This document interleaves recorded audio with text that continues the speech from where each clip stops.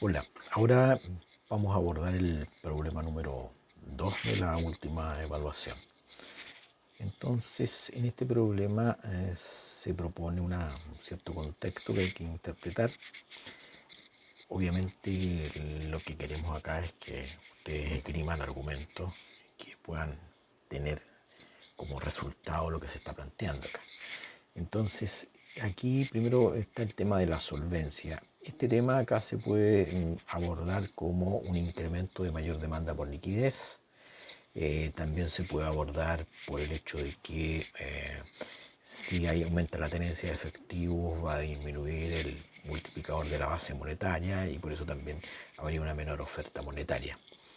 Eh, Todos argumentos que conducen a que la tasa de interés debería elevarse fruto de este contexto, ¿no es cierto?, que se está presentando ahí. Ese sería el primer paso para abordar el problema. Después, el tema de las expectativas que aquí se presentan y que afectan, digamos, la balanza de pagos, se dice explícitamente, podrían tener muchos otros efectos, pero aquí se quiere ver cómo podrían influir en la balanza de pago. Se puede asociar a que efectivamente esto genera incentivos para la entrada de flujos capitales justamente que vengan y pretendan obtener ganancias de estas expectativas de crecimiento y por lo tanto vamos a interpretarlo como una tendencia al superávit de la balanza de pago. Esas van a ser las dos interpretaciones que vamos a hacer de este contexto. Si esto lo ponemos en términos de nuestro gráfico, diríamos que la tasa de interés, si suponemos que aquí no estamos considerando una situación de equilibrio, sino que más bien estamos considerando una situación en la cual hay si ustedes quieren, una referencia que tenemos que utilizar. Entonces, la referencia que vamos a utilizar es que inicialmente teníamos un nivel de tasa por ahí y fruto de este fenómeno en el mercado cambiario, la tasa se eleva. Ese sería el primer elemento a considerar. Hay una elevación de tasa y nosotros vamos a considerar esta como nuestra tasa de partida.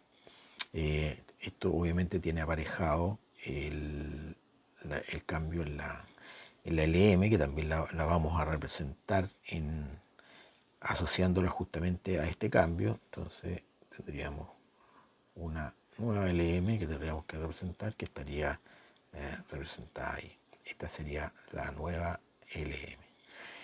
Y el superávit en la balanza de pago, eso significa que tendríamos que requerir menores tasas de interés para alcanzar el equilibrio y por lo tanto eso lo podemos representar con una nueva BP, una BP que yo voy a representar por acá, ¿no es cierto?, que implica, digamos, que la situación, cualquiera sea la situación que estemos describiendo actualmente, la tasa de interés es tal que está generando superávit en la balanza de pago. Esta sería entonces nuestra nueva BP1. Entonces, aquí estaría, y esta sería fruto de las expectativas. Y este está asociado a la insolvencia que llamamos del sistema.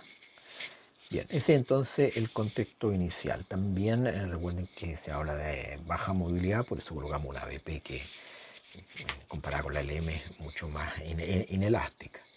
Ese es el contexto inicial y aquí entonces tenemos que examinar cómo esta economía se va a ajustar a un nuevo equilibrio. Entonces veamos los elementos relevantes. Entonces, primero, esta alza de tasa obviamente impacta a la inversión y con esto, ¿no es cierto?, al gasto planeado, y esto trae como consecuencia exceso de oferta de bienes.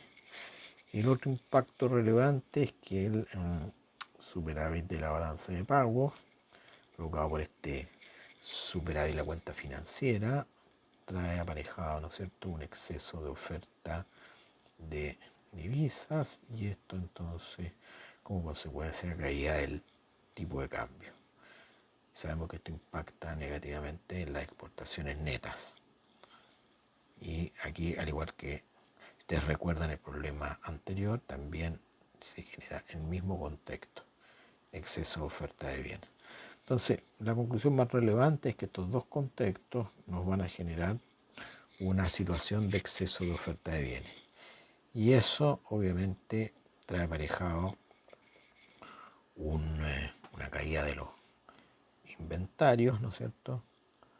Y con ello unos incentivos para que las empresas empiecen a reducir la producción. Entonces vamos a representar esta reducción de la producción. Aquí tendríamos la reducción de la producción.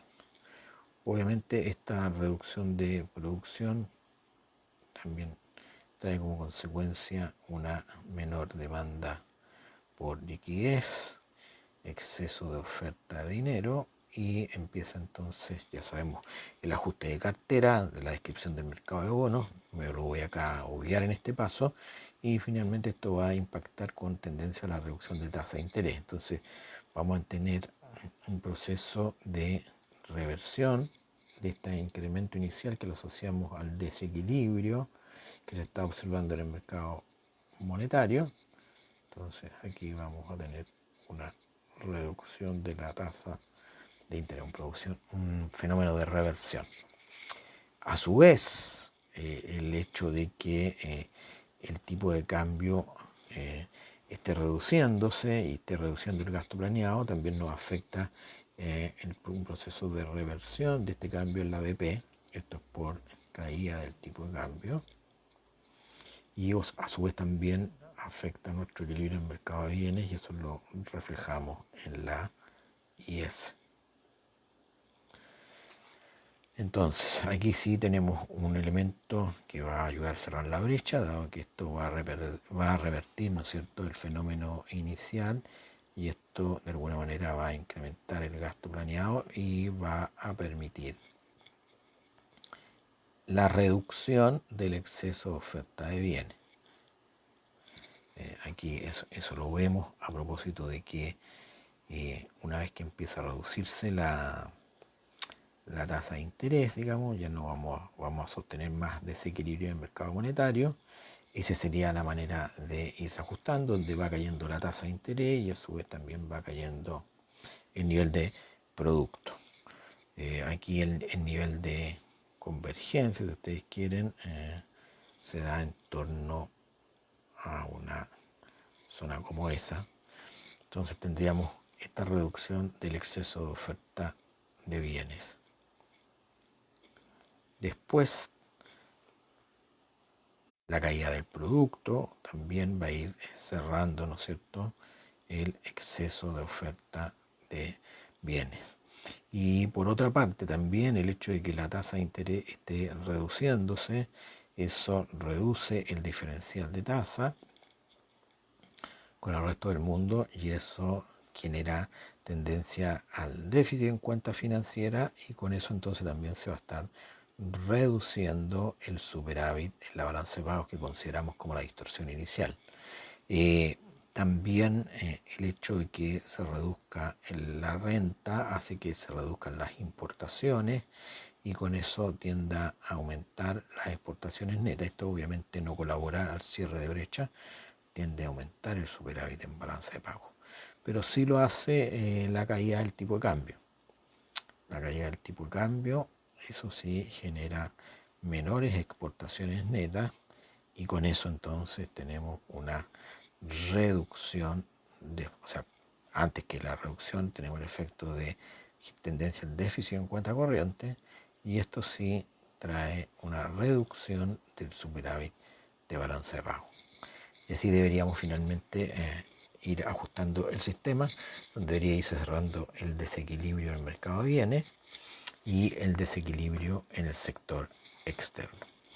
Bien, este problema, a diferencia del anterior, solo está la interpretación del contexto y los mecanismos de ajuste, más la representación en el diagrama de las curvas relevantes y los ajustes relevantes. Aquí no hay análisis de equilibrio ni estática comparativa, porque es un contexto de desequilibrio, entonces no podemos hacer comparación entre equilibrio inicial y equilibrio final.